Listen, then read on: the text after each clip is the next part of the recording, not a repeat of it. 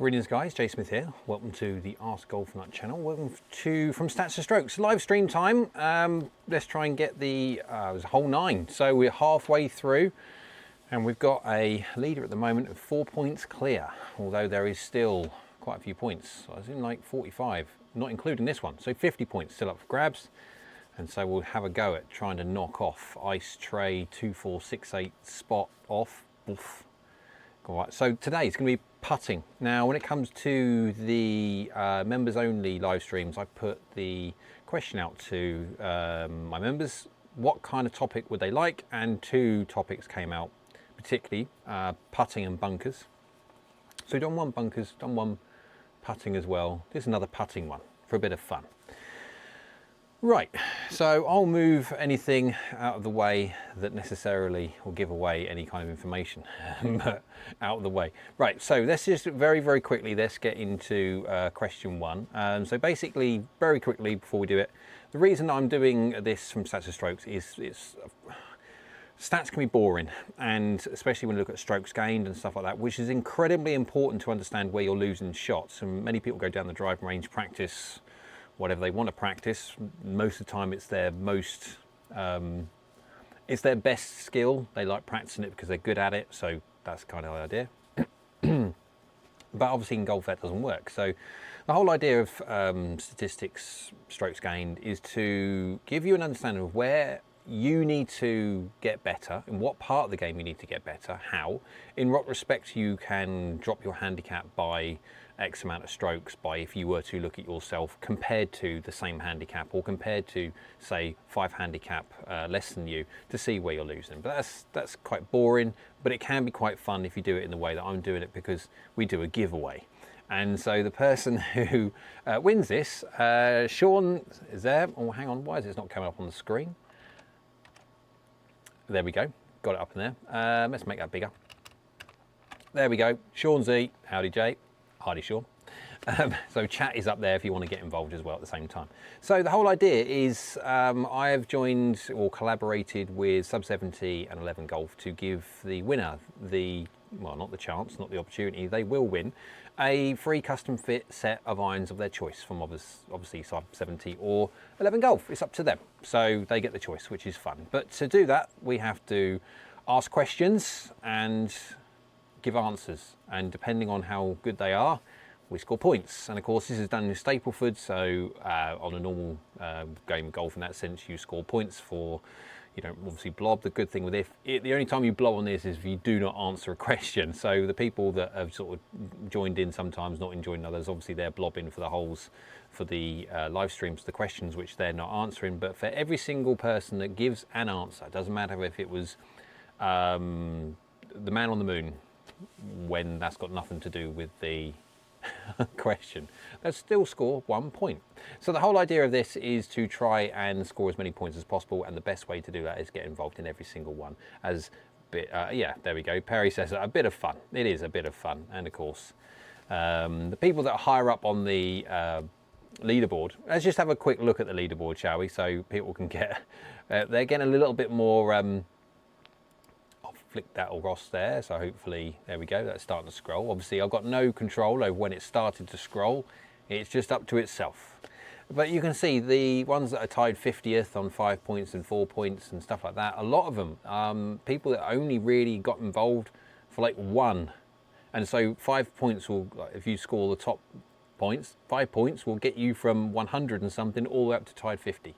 So it doesn't take long to get you going up the leaderboard. So the most important thing on this is to try and, well, just answer as many as possible. Now, obviously, you can't answer the ones, there you go. So Ice Tray 2468 got a 4 point lead over Neil's 34, Williams 33, Peter's got 32, Waston's got 32, Two Fire's got 29. I need to sort that better. But yeah, effectively they're all in there. I just didn't do a very good job of sorting on my Excel spreadsheet. But again, doesn't matter. All the things are there. But right, so let's just get on to the all-important question. And it's a bit of an interesting one. I'm going to have to move across here. So it's up to you on this one. You can comment in there if you need me to clarify anything, but this is a little bit of fun on the basis that I'm trying to make sure that Ice Tray 2468 doesn't, if he knows the secret of where I'm getting my information from, he doesn't continue to do such. So here we go. I'm gonna have to move out the way. Ready? There we go. So it's an interesting one. So we are talking PGA Tour stats. Not talking you, we're talking PGA Tour stats. And so in this sense, if you can get anywhere close what I'm saying for here, and obviously you're not a PGA Tour player, which most aren't, you're doing exceptionally well. But 35-foot putt, and obviously we're talking about lag putts, but they're trying to get them in, obviously. Oh, 5% chance, there you go. They've got 5% chance of getting them in from 35 feet. It's quite a good go in that one, to be fair. Sean says, mate, appreciate that very much. And so, of the 35-foot putts, let's say 1,000, 10,000, doesn't matter. The statistics are still the same, doesn't matter. So for every single 35-foot putt, on average for a PGA Tour player, we are talking about the 90th percentile distance, front and back effectively, but we'll average it out anyway. Because this is how these statisticians, there you go, late, yeah, it's about 7 o'clock in the UK and I've been busy today, so forgive me if my words don't come out properly. But for the statisticians, this is how they look at it. You're looking at the 90th percentile is a great number. So from that, hang on, from that middle point, how obviously the 90th percentile goes up to there. And obviously the reason why they do 90th, if they took the whole putts, it would distort the numbers too much, because you always get those weird ones where you putt it, it goes too far, it goes down the hill, and then it carries on going, you putt it off the green. The whole idea is to get rid of them, to get rid of the outliers so it doesn't mess up the statistics. So if you capture the 90th percentile, anything between the 90th percentile, etc., and not the 10% on the short and the long, because obviously 10% on the short is no different. You're putting up a hill, up a big slope, doesn't make the slope, comes back down to your feet. That would count obviously within the 10%. So you knock those on the head, because those 10% on both sides, up here and down there, count for some serious distance, depending on some weird and wonderful things. Right, that's the whole idea. So now you understand what that means. The 90th percentile is how much top and bottom, effectively. But let's just do it in a diameter. What I mean by that is, if you say from 35 foot, if you think they leave up to the 90th percentile between short and long, or say from the middle point, oh my, I tell you what, this is going to be a lot easier to do like that. From the middle point there to the long one is, let's do it in inches. I've written it in inches. Let's do it in inches. 100 inches, 1,000 inches, 2 inches, doesn't matter, whatever number. If you think they're, say, 100 inches, let's call it 100 inches. There's a difference between their 0 point, which is basically near enough making it, to the 90th percentile long is 100 inches. And then you think, my hand's gone again. You see the center point to the bottom one, bottom 90th percentile is, say, another 100 inches or 200 inches. You think they may leave more short from 35 feet or whatever it be, doesn't matter. You come up with a number, 100 and let's call it 50. You then would say the diameter distance of the 90th percentile is 150. You add whatever you think this way and everything, or you just go, well, I guess it's this. This is for PGA Tour players from 35 feet. 35 feet is give or take around about 12 yards-ish, 11.666666 recurring yards, 10 and a bit meters or so. So that's the kind of distance. So it's a decent putt, but then 5% chance to hold out, that's good from that distance. So that's question one. Does everyone understand that? And if we don't, I'll tell you what, I've got the chat up on the side of me here, but that's the whole idea. So that's part one. You will give an answer to the 90th percentile diameter distance, not the radius, the diameter. The short plus the long gives you the 90th percentile. That's the whole idea. Class Guru says, yes, teacher. Everyone understands? Put your hand up if you don't. You can put your hand up if you wish, doesn't matter. Put your finger up, I suppose, the thumb up. But so if everyone is happy, I will leave it at that. I'm more than happy to leave it at that.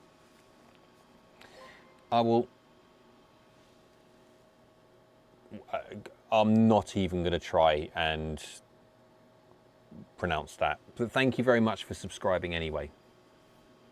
Wow. Right, so what we're going to do, we're going to go now to part 2. So have we got that? We've got that, cool. This is where we go to part 2. I'm just hearing la la la la la. Yeah. Right, here we go. Part 2. At what distance does a scratch golfer leave a perfect 50-50 ratio of long stroke short putts? And what distance does a 20 handicap golfer do the same? So what that means, I'll flick over very quickly and we can all go back to that anyway. What that means is if you were to look, this classic myth, I'll have to explain this one because people need to get this in their brains because it is massively important.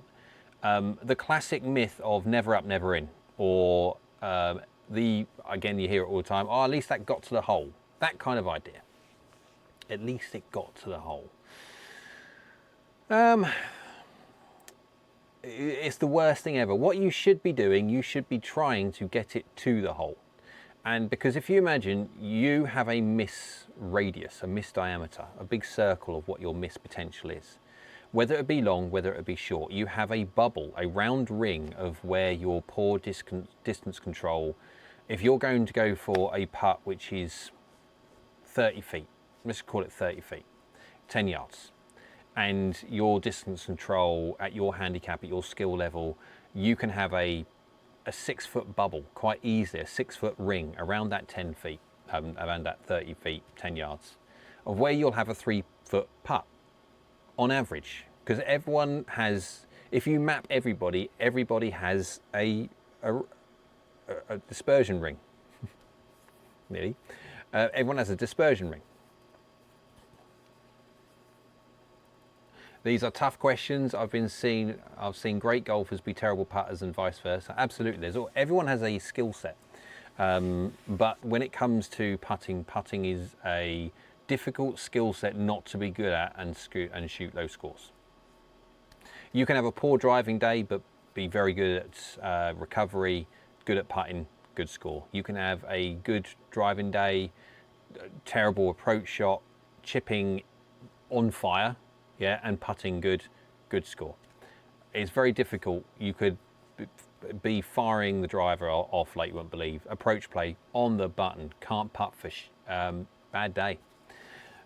So yeah, and so everyone has a dispersion ring. And so the problem is with this whole idea, let's just say you are 10 feet in your 30-foot putt and you're 5 foot short, 5 foot long. That's the perfect amount. Now 5-foot putts are difficult to get in your second putt. You're going to have a certain amount of 3 putts for different handicap levels within that 5-foot radius, 10-foot bubble around a 30-foot long putt. But if you start moving your dispersion ring, got to get it to the hole, got to get it to the hole, and every single one of them gets to the hole, great, you are going to gain a few more, yes you are, in ones that go into a hole because they were never going to get there. Online, but they were never going to get there. True, you're going to add those percentages. However, all the ones that you were going to make, which is either dead on or they made but they were too far, are definitely now not going to be made because they're going in too fast. And so if you look at the stats, it won't work. You lose more than you gain. And also now your 10-foot dispersion ring is now at the worst 10 feet away, and I can guarantee you are going to be 3-putting more from 10 feet than you are from 5. So this is what I mean by dispersion ring. What the and I'll flick it over so you can see what the distance. So like a perfect ratio of 50-50. That's what you should be doing. So all this information is from ARCOS, and all this information has been collected from ARCOS of what the ideal point of what handicap. So effectively what I'm saying is the PGA Tour player does the number in feet a lot further away. So if you say, what distance does a scratch golfer leave a perfect 50-50 ratio of long stroke short putts? So they have a pattern of equally long, equally short. And of course, dustbin lid, I get it, I get it, yeah, dustbin lid. So Perry's literally just popped in their dustbin lid, so I'll just literally flick over so you can see, and I'll put it back up again, yep, dustbin lid. And I will say, without giving it away, because I think it's logical, to say that if a PGA Tour player does it from a much further distance, a 20 handicap golfer is not going to be as far. So their distance control isn't as good. So what distance does a scratch golfer leave a perfect 50-50 ratio of long versus short putts? And then also, what distance does a 20 handicap golfer do it? And so that is interesting. When they've got good control of their dustbin lid. Thanks, Perry. What distance, what's the maximum, effectively, what's the maximum distance? Anything after that distance, they lose control of it. No different to a scratch player, there'll be a maximum distance when they start losing control of their 50-50 dispersion, and then no difference to a PGA Tour player. Their control, obviously, of pace is incredibly good. So their dustbin lid is a lot further 50-50 ratio. There you go. So that's the whole idea. Well, the reason why this one's a little bit more complicated is because I want to try and make sure that everybody has the fair go at winning this one. Because, again, Ice Trey's doing really well. And I'm not begrudging him or her at all for currently winning on 4 points clear. But I want to make sure that I give everybody a blooming good go at it. So for everyone who's watching on live, as I will pop it off onto here. There you go. So my lights fell over. Back again. So for a scratch 3 foot, so Sean says scratch equals 3 foot, 20 handicap equals 10 foot. So that is what so let's just make sure that everyone gets what I'm saying. What I'm saying is the fact that what distance does a scratch golfer leave a perfect 50-50 ratio? Not as in how big your dustbin lid needs to be. How far away are you putting from to the hole when you leave a perfect 50-50 dispersion ring? Yeah, this is the reason why I do live streams, is because anyone who wants to ask questions about the wording of the question or anything else like that, I can do it live. And if anyone doesn't quite get it, I can answer their question live. So the first one's quite easy, about the 90th percentile. That's for a PGA Tour player at 35 feet. What's the 90th percentile diameter distance in inches? And that can be a 1 to 1 million. It won't be 1 million, but you know what I mean. And then, of course, part 2 is this one. So what distance does a scratch golfer leave a perfect 50-50 ratio of long versus short putts? And what distance does a 20 handicap golfer do the same? Obviously, this is not the distance of the dispersion ring of the dustbin lid. We are talking about how far away from the hole do the 20 handicap player need to be versus a scratch handicap player need to be to leave that average 50-50. So Sean Z, I'm not quite sure, does that change your answer? It may or may not, we don't know. But to give you an opportunity anyway to, so yeah, for anyone who's putting in answers on here, the good news is anyone who puts an answer in the chat section and then I can't grab the information from the chat. I can grab information from the comment section of the video, of which I'm going to basically, this video, this live stream, I'm going to repost as a video on my normal channel. Of course, everyone can then watch that, etc., etc. When it comes to the comments, I can only rip the comments from the comments of the video, not the chat.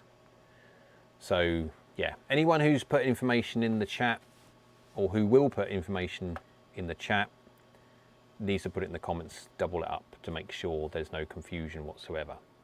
So Sean Z, you get another go at it if you don't like your answer. Or Carl says, can I ask a random question? Nothing to do with the 2 questions. Hang on a second, I will flick over so you see that as well.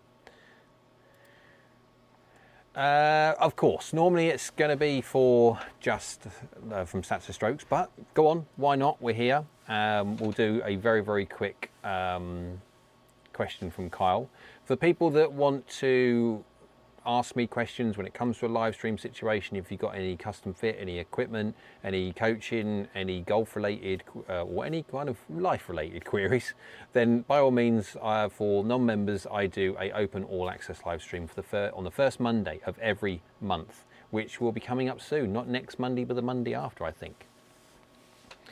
Carl says, when you went over the new Cobra irons, you said higher swing speeds probably would not be good for them. What if the golfer is considering the 1-length version, 95 mile an hour 7-iron? Depending what the lofts are, I can't remember now.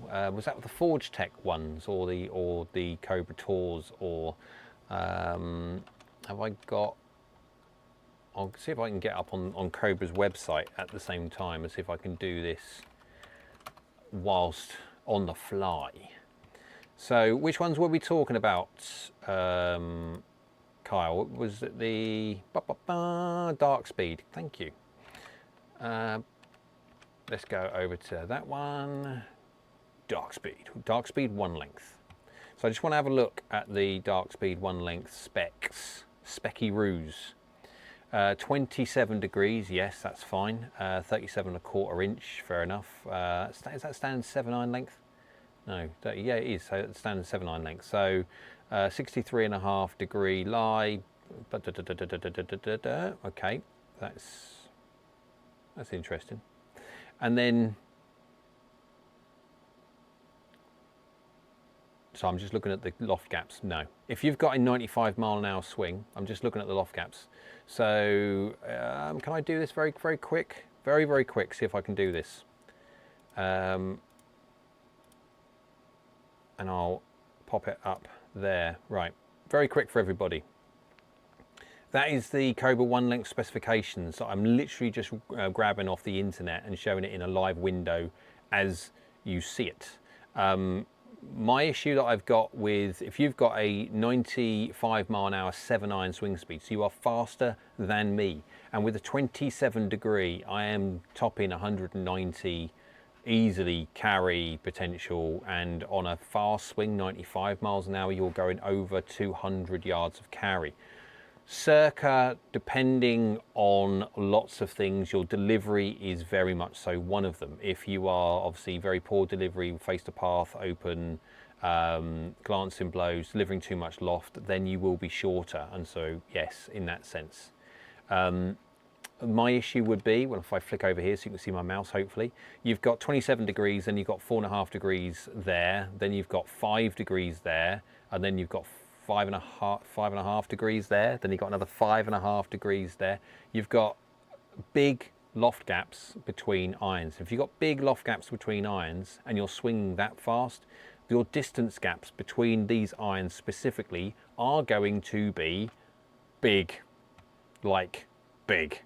And so generally speaking, for anyone who controls a semi-decent delivery with strike, delivering certain amounts of sensible loft, you are going to get flyers, like a proper flyer. So I would say, for your speed, I would say no, Carl. 2 hybrid and 5 wood is it worth carrying both? Absolutely, yes it is, because they do absolutely 2 completely different flights. They may go similar distances, or probably the 2 iron will go further anyway, but the 5 wood is much more versatile from its flight. Right, so I want to go blue collar golf. Hello, hope you're well. There's not going to be obviously a Q&A. We'll have to do that in a couple of weeks if everyone wants to jump on.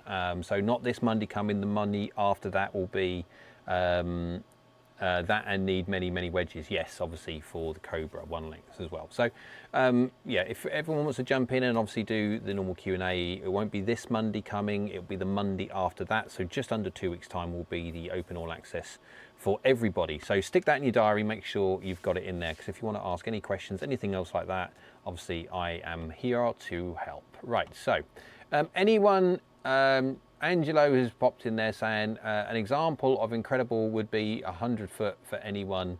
Second question. Sorry, I'm missing that one. So an example of incredible would be 100 foot for anyone. Second question. Yes, most possibly. Yep, you're right on that one. Difference in gimme range between scratch and high handicap golfers. There's in proper golf, there's no such thing as gimmies. Right, so Sean Z says scratch 15 feet and 20 handicap 7 feet is my final answer.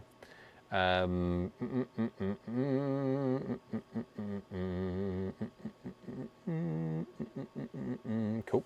Make sure you put that in the comment. I'm just thinking.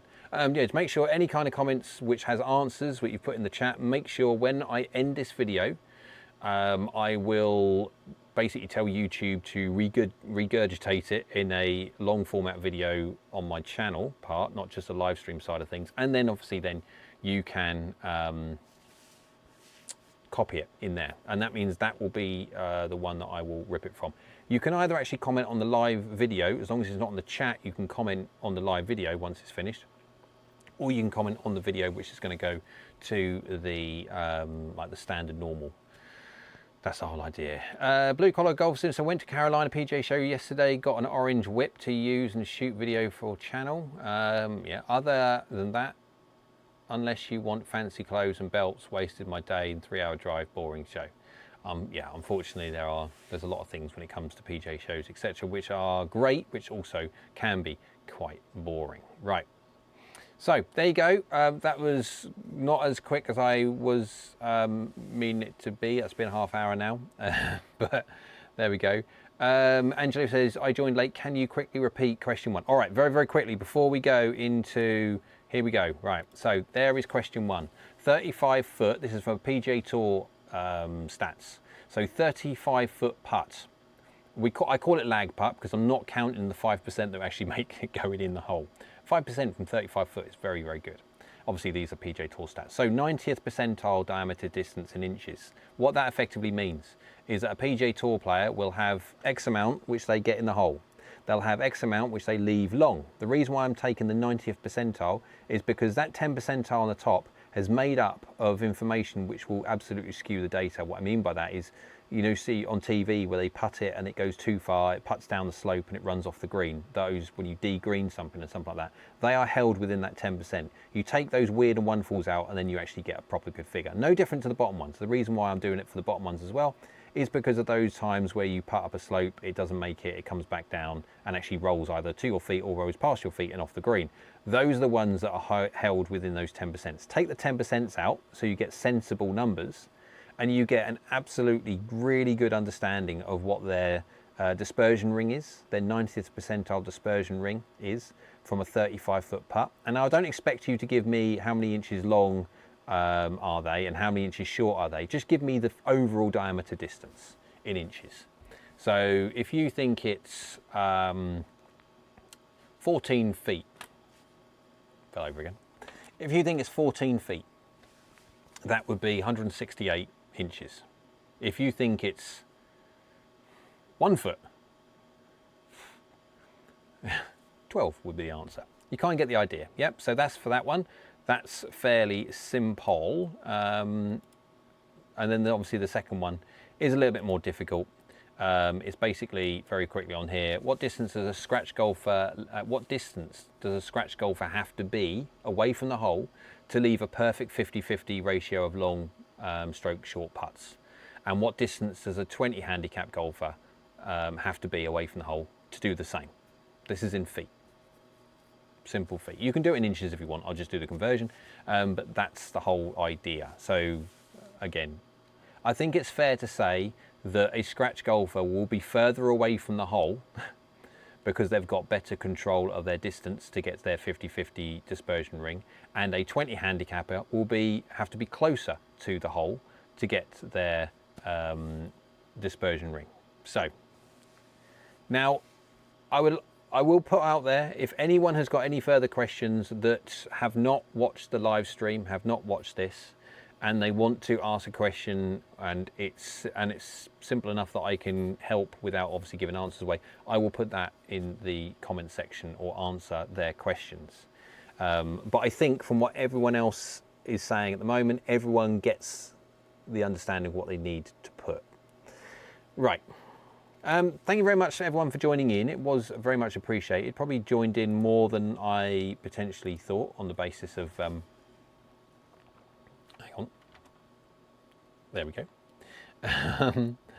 Probably joined more than I thought, but then I don't mind, it's a bit of fun. So thank you very much for watching, guys. Remember, make sure you like the videos, make sure you a subscriber. You've got to make sure you like all the videos, and you've got to be a subscriber, and you've also got to be a follower of Sub 70 and 11 Golf on their Instagram and their Facebook to make sure that you qualify for winning the custom fit set of irons of your choice from Sub 70 or 11 Golf. Now I'm getting very soon, fingers crossed, I'm speaking to the individual at the moment on the old dog and bone. Well, not quite speaking at the moment, but hopefully speaking to him tomorrow and get an understanding of how long it's going to be before I get the rest of the Sub 70 7 irons. I only need 7 irons. I do not want any more full sets of golf clubs. So I can basically do the reviews, etc. So we can see how well they perform. Also give you an understanding of what they look like, etc. Because again, Sub 70's website isn't the greatest to see what they look like in person. They're just boring kind of computer generated images, which are, yeah, getting a bit boring. So keep an eye on the channel for that one. Make sure you like, subscribe, follow Sub 70 and 11 Golf on Instagram and Facebook, that kind of idea. Get involved when it comes to answering the questions, and hopefully within the next 2 days or so I will be popping out the answer video. So today is Tuesday, I'm thinking possibly Thursday, maybe a Friday, dependent on timings, etc. But that's the idea. So don't delay, get your answers in soon, and we will be doing the answer video to see how well everybody did. So depending on the buffer zones, obviously from the answers that I get, everyone who gives an answer will get a point regardless, and then obviously the person who gets it bang on or very close to bang on, they'll get 5 points. And depending on how the buffer zone is, of how wild the worst answer is, they're not worst answer, but you know what I mean, the furthest away from correct answer is, I will then set the buffer zones accordingly. So depending on what it is, there we go. Right, thanks very much guys, appreciate that as always. We'll see everyone in the next live stream. I've got another video coming out for the Callaway Paradigm AI Smoke Max Fast and High Launch soon. I've been doing the editing because it's been a bit of a nightmare, that one, but there you go. So thanks guys, appreciate it, and we'll see you all